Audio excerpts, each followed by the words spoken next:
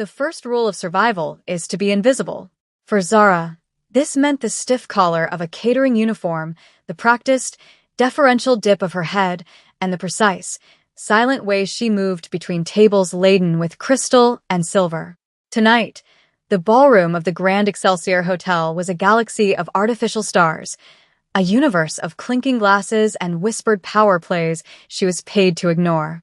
She was a ghost in a red apron, a shadow pouring vintage champagne. But shadows watch. And she was watching Kwon Jin-woo. He held the center of the room not by volume, but by gravity. Men in tailored suits orbited him like nervous planets, their laughter too loud, their smiles too wide. He was a predator in a bespoke tuxedo, his stillness more threatening than any overt display of force. Trouble found her, as it often did, in the form of a clumsy subordinate. One of Jin-woo's men, eager to please his boss, stepped back without looking, colliding with Zara's tray. A cascade of crimson wine, thick as blood, painted the front of Jin-woo's pristine white shirt. The universe of the ballroom froze. The music seemed to falter. The man who'd caused the spill turned a ghastly shade of pale, stammering apologies that evaporated in the sudden, Arctic chill. Jin-woo didn't even look at him. His dark, analytical eyes lifted slowly, deliberately, and settled on Zara. He held up a hand, silencing the frantic apologies. It was not his fault, Jin-woo said, his voice a low, resonant hum that cut through the silence. It was hers. Poor service. Inattentive, he dabbed at the stain with a napkin, a gesture of profound, theatrical disappointment. In my world, mistakes have consequences. Zara stood perfectly still, her face a mask of polite contrition, but inside, a cold, familiar switch was flipped. She could feel the coiled energy in her muscles, the heightened awareness that flattened the background noise into a dull thrum. He was bored. This was a game to him. I am so sorry, sir, she said, her voice steady, betraying nothing. Jin-woo smiled, a sharp, merciless curve of his lips. Sorry is not enough. You have humiliated me. A debt must be paid. He looked around the room, at the rapt audience of the city's elite. I am feeling sporting. Let's make this interesting. He gestured to the cleared marble space in the center of the room. 1 round. You and me. If you can stand for 3 minutes, I will pay this hotel $1 million for the inconvenience. If you cannot, he let the threat hang in the air, glittering and sharp. You will simply learn a lesson in respect. The crowd gasped, a collective intake of breath that was part horror, part giddy excitement. They were watching a lion toy with a mouse. Jin-woo's men smirked. This was their boss at his most imperious, his most dominant. He was making a point, but he had chosen the wrong mouse. Zara looked at the polished marble floor, then back at the man who had just sealed his fate. She saw the arrogance in his eyes, the casual cruelty that came from a life of uncontested power. He saw a waitress, a prop in his little drama. He had no idea he was staring into the abyss. And if I win? She asked, her voice clear and cutting, devoid of the fear everyone expected. A ripple of surprise went through the crowd. Jin-woo's smirk widened. The mouse was squeaking back. It was almost cute. If you win, he chuckled, the sound rich with condescending amusement. I will give you my watch. He unclasped the timepiece, a Patek Philippe that was worth more than the building they were standing in, and tossed it to his lieutenant, Min-jun. But that is an impossibility. So, do we have an agreement? Zara untied her red apron, folded it with methodical precision, and placed it on a nearby table next to her tray of empty glasses. She met his gaze, and for the first time, a flicker of something other than servitude showed in her eyes. It was cold, hard, and utterly devoid of emotion. I accept your terms, the hotel manager rushed forward, protesting, but Jin-woo waved him away. The guests formed a wide, silent circle. It was a spectacle, a piece of live theater for the rich and powerful. Min-jun stepped forward. Sir, this is beneath you. Jin-woo silenced him with a glance. Nonsense. This is a teaching moment. He rolled his shoulders, loosening the expensive fabric of his jacket. He didn't even bother to remove it. He beckoned to Zara with 2 fingers, a gesture one might use for a dog. Zara walked into the center of the impromptu arena. She moved with a liquid grace that seemed out of place for a waitress, her posture perfect, her balance centered. She didn't adopt a boxer's stance. She simply stood, waiting, her hands loose at her sides. He lunged first, a quick, telegraphed jab meant to intimidate and embarrass, to put her on the ground in seconds. It was the move of a man used to easy victories. But Zara wasn't there. She pivoted on the ball of her foot, a movement so slight and so fast it was like a glitch in reality. His fist sliced through the air where her head had been a millisecond before. He stumbled, off balance from his own momentum. Before he could recover, she moved. It wasn't a punch. It was a strike, an almost surgical application of force. The edge of her hand connected with the radial nerve in his forearm. A bolt of white-hot agony shot up his arm, and his fingers went numb. His hand, poised for another strike, fell limp and useless at his side. The collective gasp of the crowd was sharp and sudden. Jin Woo's face, a mask of arrogant confidence a moment ago, was now twisted in shock and pain. He stared at his deadened arm, then at her, his eyes wide with disbelief. The predator had just realized the prey had teeth. Sharp ones. The fight, if it could be called that, lasted another 47 seconds. It was not a brawl, it was a deconstruction. Jin Woo, recovering from the initial shock, swung with his other hand, a wild, furious hook fueled by a bruised ego. Zara flowed under it, the motion as natural as water moving around a stone. As his arm passed over her head, she rose up, driving her elbow into his floating ribs. The sound was a sickening, wet crack that echoed in the cavernous silence of the ballroom. Jin Woo choked, the air forced from his lungs. The pain was blinding, a starburst of agony that made the glittering chandeliers swim in his vision. He was a strategist, a man who saw the world as a chessboard, but he was playing against a grandmaster whose game he didn't even understand. He tried to create distance, to reassess, but she gave him no room. She was on him, a whirlwind of precise, debilitating strikes. A heel kick to the back of his knee buckled his leg. A sharp jab to the solar plexus stole his breath again. A feint to the face drew his guard up, leaving his body exposed for a brutal combination of hooks that felt like they were rearranging his internal organs. Every move was calculated. Every strike had a purpose. She wasn't trying to knock him out. She was taking him apart, piece by piece.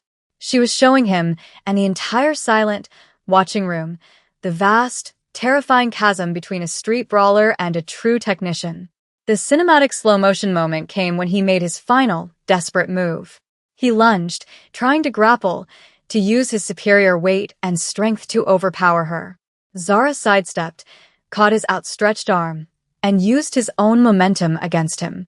In one fluid, devastating motion, she twisted, dropped her weight, and threw him. He landed hard on the marble floor, the impact jarring his teeth. Before he could even process the fall, she was on him, not with a fist, but with the heel of her shoe pressed firmly against his throat. She leaned down, her face inches from his, her expression still unnervingly calm. The spotlight from the ceiling isolated them, a tableau of absolute, shocking dominance.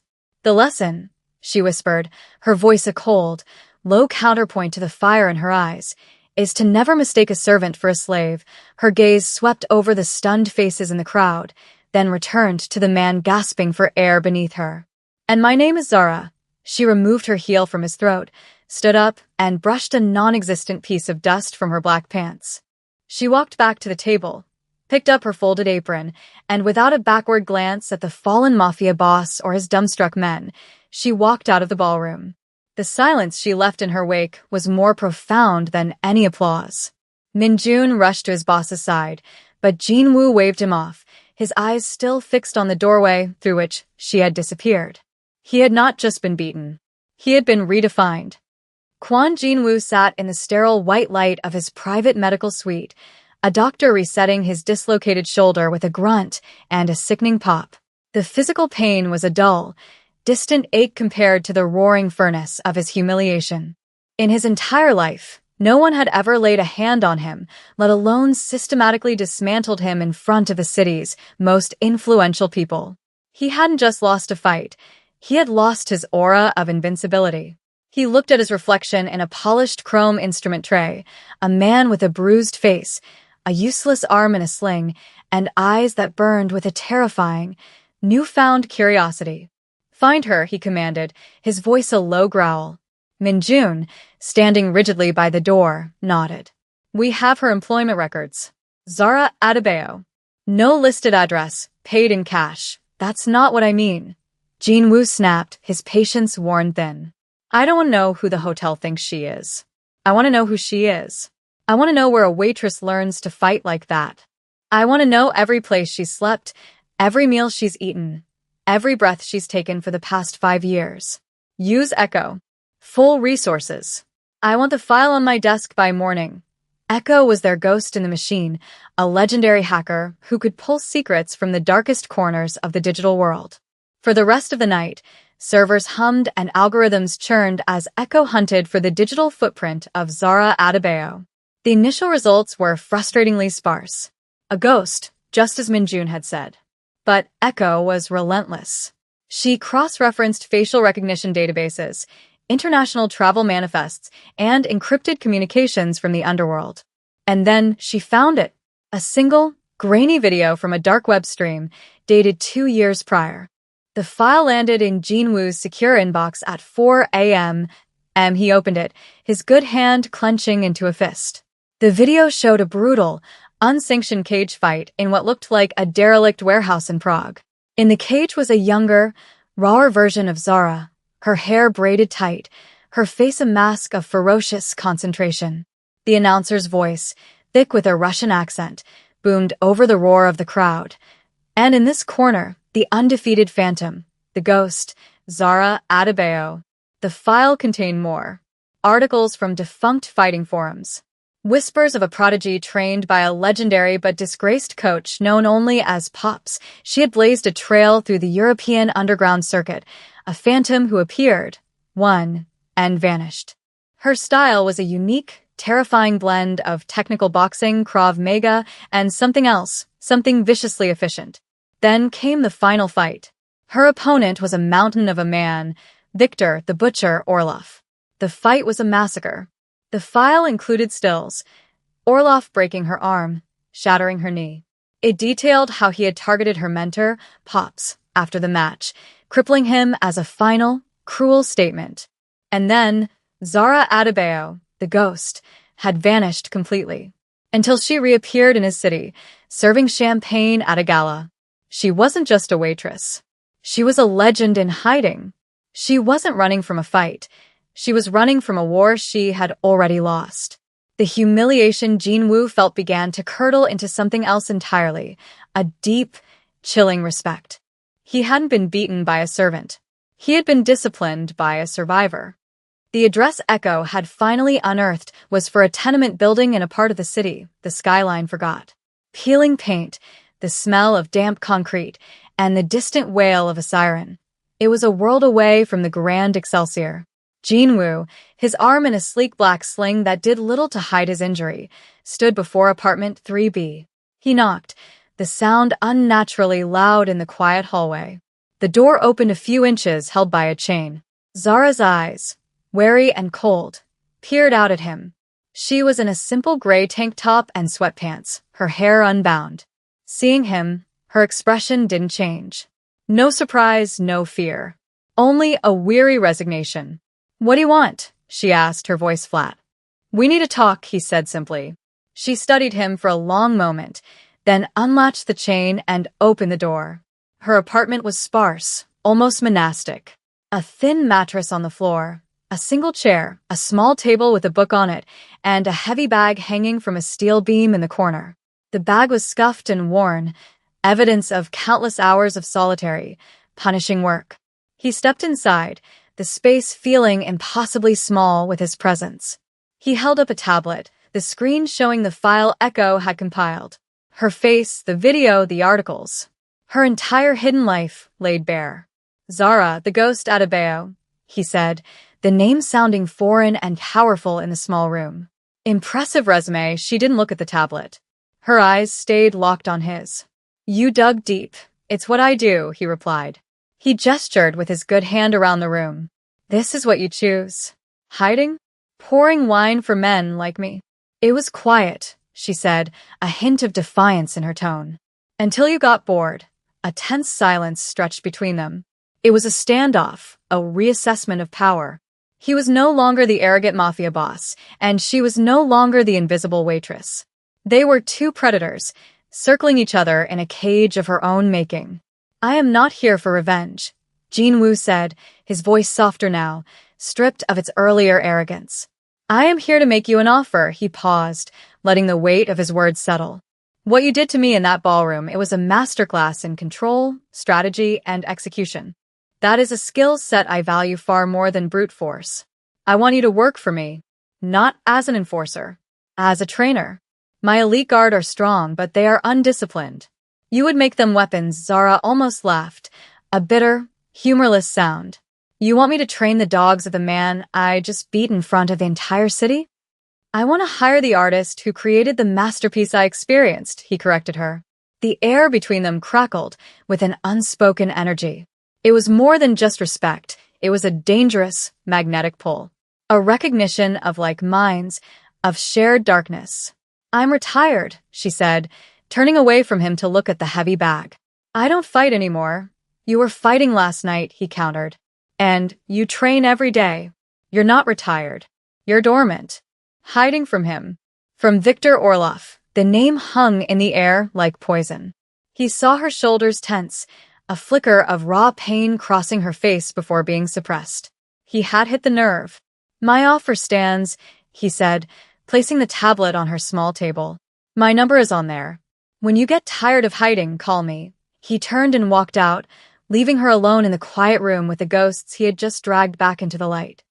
For 3 days, Zara lived in a state of suspended animation. She didn't go to work. The catering company had, unsurprisingly, terminated her employment with a terse, frightened phone call. She just existed within the 4 walls of her apartment, the heavy bag her only companion. She didn't want Jinwoo's world. She had escaped a world just like it, a world of blood and money and men who saw people as pawns. She had chosen anonymity, for a reason. Pops. After Orloff had destroyed her, he had gone after the old man who had found her on the streets and taught her how to channel her rage into an art form. He hadn't killed him. He had done something worse. He had broken his legs, ensuring the old boxer would never stand on his own again. Zara had used every last penny she had earned in the ring to set him up in a quiet, private care facility, paying the exorbitant bills by working menial jobs under the radar. Her invisibility was his shield. Accepting Jinwoo's offer would mean stepping back into the light, and the light cast a very long, very dark shadow. On the 4th day, her phone rang. It was an unknown number, but she answered it. The voice on the other end was frail, laced with a familiar terror. Zara? They came for me, it was Pops. Her blood ran cold. What? Who? Are you hurt? No, he stammered, his breath coming in ragged gasps. They didn't touch me. They were Russian.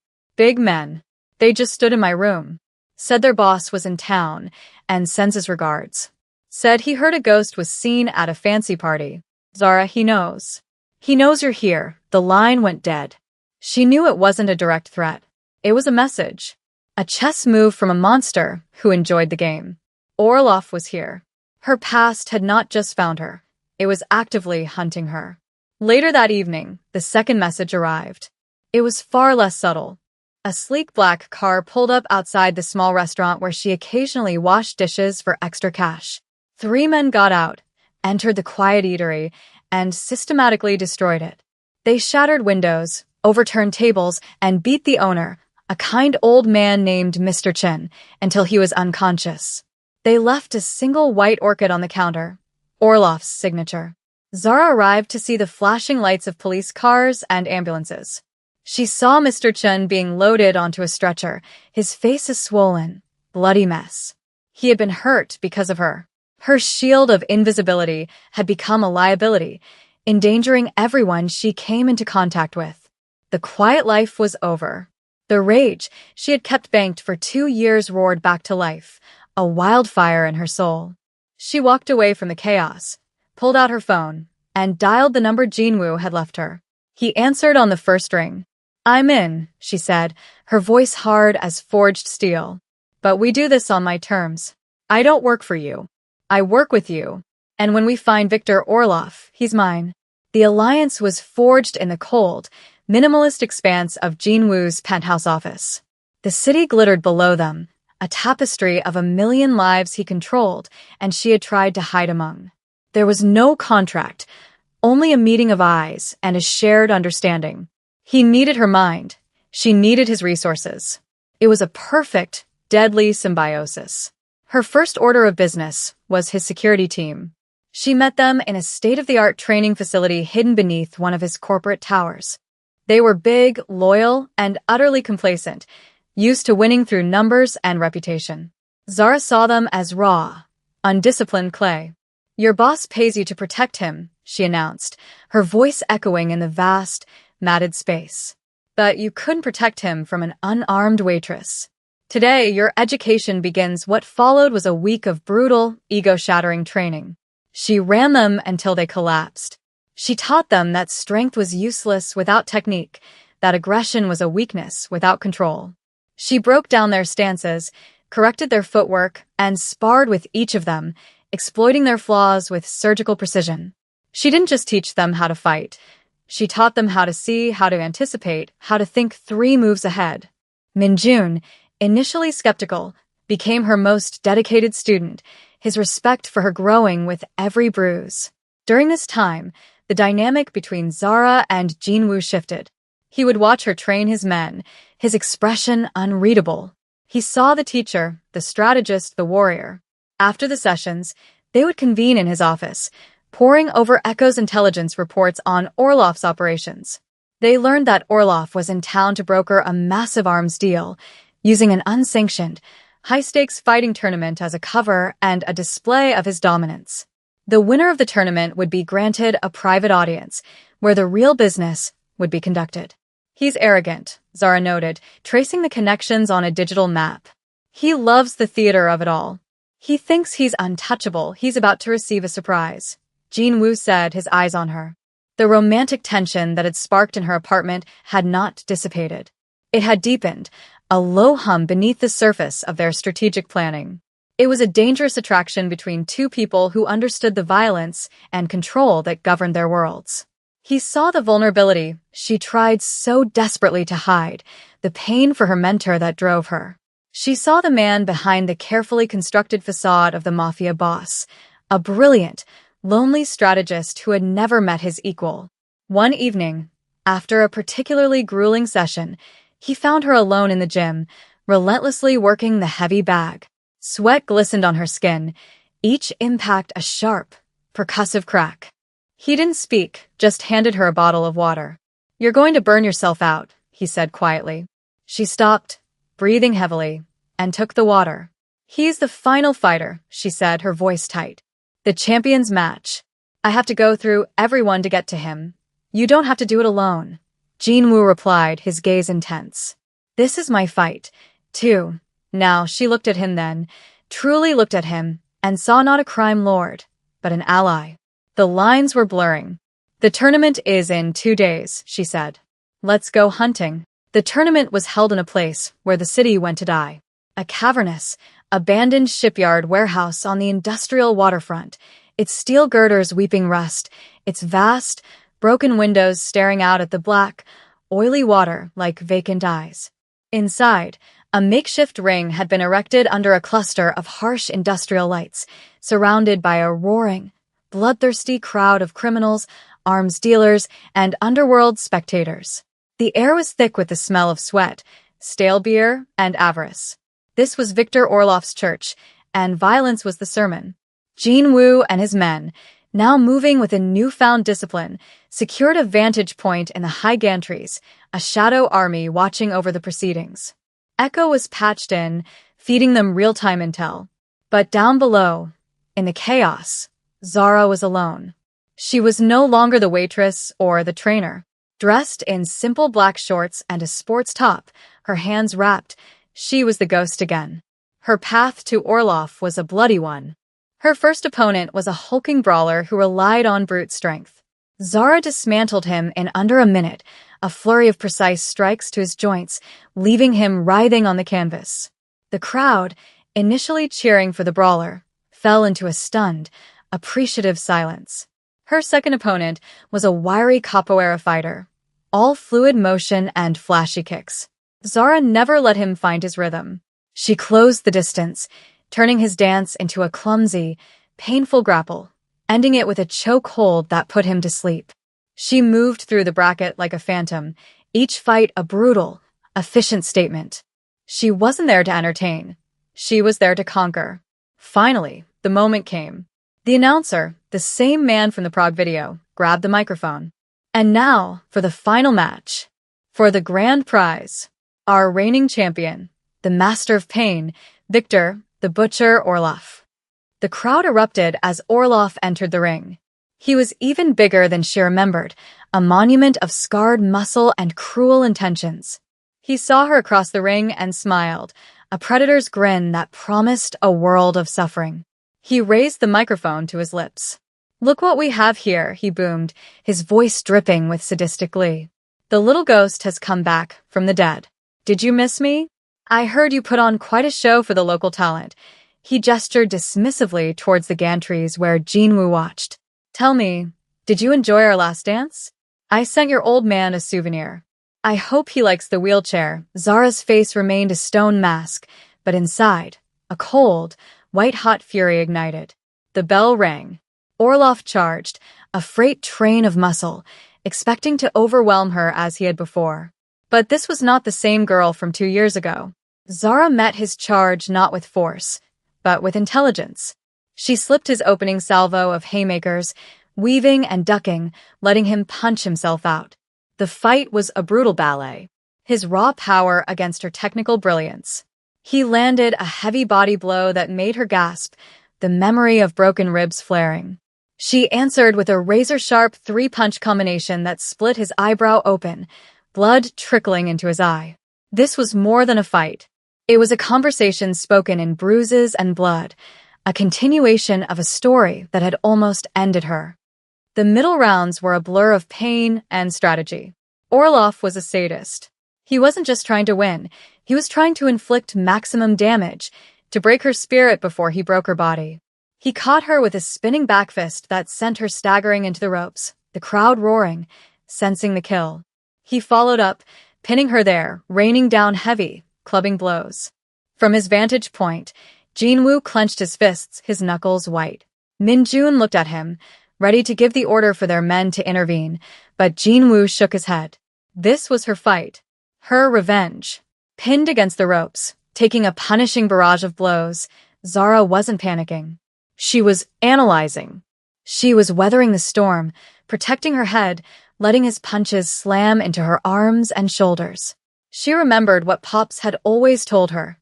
Every fighter has a rhythm, a pattern hidden in their rage. Find it, and you can pull the strings. Orloff, overconfident, got sloppy. He threw a wild right hook, leaving himself open for a fraction of a second. It was all Zara needed. She exploded off the ropes, driving the crown of her head up under his chin. His teeth clicked together with an audible crack, and his eyes glazed over. She didn't let up. She unleashed a furious, desperate combination, every ounce of her pain and rage from the last 2 years fueling her fists. A hook to his liver made him double over. An uppercut snapped his head back. She was no longer just a technician. She was a storm. The momentum had shifted. The crowd felt it, their cheers becoming a chaotic roar. Orloff was hurt, confused. The ghost he thought he had buried was tearing him apart. He lunged, a desperate, clumsy tackle. It was the same mistake he'd made in their first fight, the one that had led to her downfall. But she had spent 2 years replaying that moment in her mind. This time, she was ready. As he came in low, she dropped her weight and drove her knees straight into his face. There was a sickening crunch of breaking bone. Orloff collapsed to the canvas, his nose a ruined mess, blood pouring onto the mat. He tried to push himself up, but his body wouldn't obey. Zara stood over him, her chest heaving, her own face bruised and swollen, but her eyes were clear and victorious.